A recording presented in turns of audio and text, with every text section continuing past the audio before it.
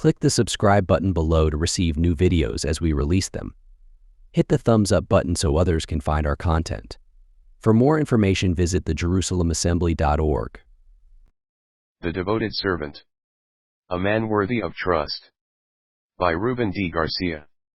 I have set the Lord always before me because he is at my right hand. Psalm 16:8. In this era of increasing technology imposing on all of us a principle of absolute servitude, it is rare to meet an individual with the attitude of a devoted servant. Surely, you could find some individuals with a knack for bringing their cause to fruition. However, the servant I am about to discuss in this article refers to a spiritual one that holds traits and principles of divine nature. That is what differs from the one that defies accords but still conforms in some manners to a different settlement or agreement. In retrospect, you can see similar attitudes in your own lives daily. The emotional absurd situations that produce anxiety and a very much undesired uncomfortable environment takes the greatest toll in all aspects of our lives. These symptoms of being controlled by circumstances beyond our control are the ones we fear the most. They more often than we can think steer us away from the direction of what is right or good. Consequently, these regularly active emotional encounters have a greater impact on our psyche than the ones our heart can manage through spiritual perspective, as I have described in various articles. The reason for this demise is a simple one: our divine nature along with our spiritual stand, which is often open to arguments, innovative ideas, and in some cases interchanging principles, creating a person in emotional confusion and spiritual instability, so a rival in mistaken assumptions.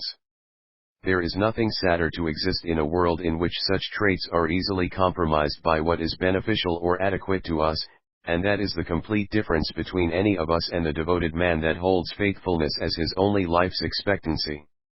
As denoted in the psalm outlined above, the devoted servant holds his or her unswerving trust in God. Most often when a message is addressed to a group or organization, they are ignored or mocked, to say the least. Sadly, this happens more often than you could count. However, they are relentless in God's quest to deliver the divine message, unless the recipient is filled of doubt and fears, bringing about spiritual denials, creating criticism or rejections. In such cases, the devoted servant no longer must continue such convincing trends and cease all means employed to convince the recipient. They abide devotedly to the voice of the Lord, which it is a divine command as old as the creation of man. More about it later in the article. Therefore, who are these individuals with such unusual attitudes and fervent obedience to God? He or she is not a member of a prestigious organization or club. In fact, you find them in solitary environments, preoccupied with carrying Father God's wishes and desires of spreading and sharing love and compassion to all in need whenever possible. It is during these divine mandates that excel in their divine nature. They are no different from you and me. They can be from a devoted farmer, a caring teacher, or law enforcement person. You can find them in about any environment you commute to and from, or within your daily work environment. Simply, they are everywhere in various stages of spiritual transitions, bringing divine messages to any of you. These thoughtful individuals, as most of you denote them as loners, often find them as the ones that avoid the company of others, being a reclusive person. They have also been labeled as withdrawn and mysterious because of their silent behavior, which is my favorite version. There is nothing mysterious about any of them. Surely, they are quiet and reserved except on a divine mission as mentioned above. Often, they give the appearance of being at another dimension. That is a fallacy which often is based on a personal false notion. These individuals, as we speak, have been in a spiritual dormant for a long time, and in December 1981 were awakened to their divine role. Most of them were oblivious of their purpose or journey into this earth. They existed in numerous lives, providing both emotional and spiritual reinforcements to the people of the community they existed in. You knew them back as people of wisdom, knowledge, and innovators. Their roles back then were limited to baby steps in comparison with their true divine role of the 21st century. We know them now as astrologers, astronomers, mediums, psychics, etc. But a very poignant revelation is that since 1981, As I mentioned for a while in various earlier articles, a choice was enacted from these called then awakened ones. They were awakened from a divine slumber to be the key participants in God's divine plan for this planet, Earth. The awakened were allowed to remember their role as the future ascended ones. It came to the awareness that from the vast number of the awakened ones, the ascended ones would be given full accessibility to a divine prerequisite in conscience ascension. It meant that the ascended ones would evolve into various spiritual stages where they will get the divine traits bestowed on those that rose into a higher order of knowledge not only for their divine purpose but also in who enacted it. On December 21, 2012 all of this became a reality and not a fairy tale. Ever since then, the awakened ones have progressed in bringing all three stages of transforming consciousness, emotional, spiritual, and divine throughout the planet. It is this celestial endeavor that is with us currently affecting all aspects of our lives. The first order for the ascended ones was to make efforts to bring humanity into a unification mentality. Since the year 2012, this has been the major task for them. There has been major success in the spiritual arena, but in the physical aspect, humanity is very much apart, as we have experienced throughout the disorganized consciousness that humanity has experienced since then. However, there have been excellent results in the divine arena. The divine efforts of the ascended ones have provided a transformed conscience awareness that is currently rising in the mentality of humanity throughout the planet, and the year 2025 would be a transformative one for all of humanity, regardless of dogma, choice or traditions. The year 2025 would require having spiritual and divine guidance of such a unique constitution that will require the divine skills of a new order of the much-awaited, chosen ones. These are the ones that have been tasked with the greatest role in bringing to humanity the desires of Father, God. The chosen ones are a choice from the awakened ones of the year 1981. They form a unique divine strategy to bring humanity to a cordial, divine-driven mission. It encompasses about the whole divine spectrum of God's mandate to have first, our earth transformed and spectacular as He sought to be when created. Secondly, humanity would also be given the opportunity to rise to a higher consciousness alongside Earth's transformation. And it is these divine mandates that steer the role and mission of the chosen ones.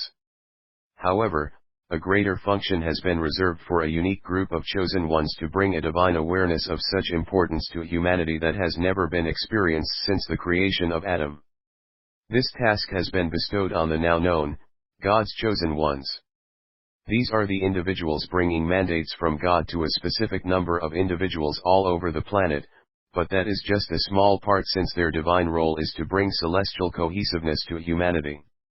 God's chosen ones have complete divine support and as we speak engage in spreading compassion, unconditional love, and the knowledge of what is the light, the way, and the truth to all that is divine.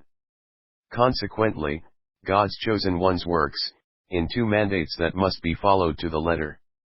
The vital one is as old as humanity. It is one that decides their unswerving faith and trust in God only. It is written in the Holy Scriptures, I Kings, chapter 13, which commands all the God's chosen ones to follow to the letter their role and not succumb to the outcome of the seduced and disobedient prophet who perished at the attack of a lion. In fact, it is a mandate all God's chosen ones adhere to, especially whenever a message is given every opportunity to be delivered and is rejected or discarded by the chosen recipient to bring God's glory unto their lives. The God-chosen one tasked with the mission is to at once cease all efforts to convince the recipient. The critical aspect God's chosen ones follows is that, upon ceasing the efforts, never return to the activities to pursue retrying to convince the recipient, simply, never return to one that was seen to be undeliverable. Example, if a message is to be delivered about an illness but recipient is outmost relying in other sources rather than the one the God-chosen one is offering, then efforts end.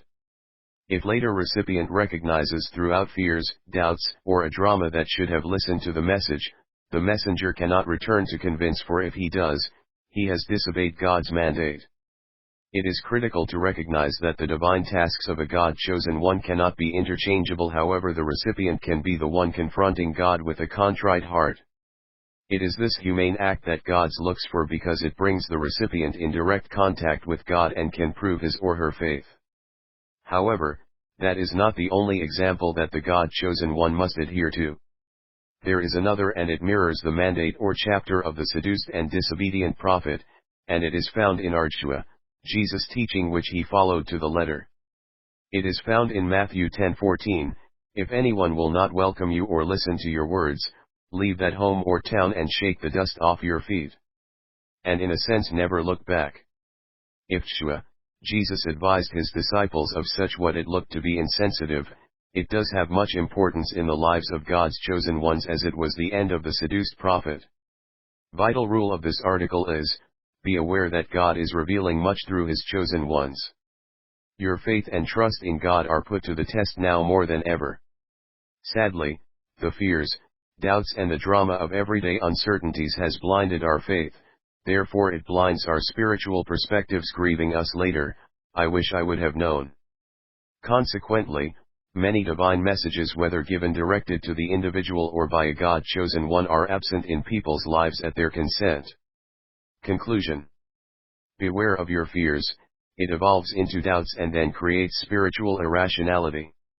If these emotional culprits dwell in you, your faith is in jeopardy. Remember to set God always before you. Then, you will have knowledge of the voice for the day of the Lord either directly or through a God-chosen one. Lastly, faith and trust are divine energies and can be met by all humans but are seduced to be hidden by the uncertainties we formulate in our lives. Change all of that by becoming truly a God's child as the God's chosen ones have. Peace and love endure, so can you. Prepare now for the year 2025, for it will require your much needed devoted attention.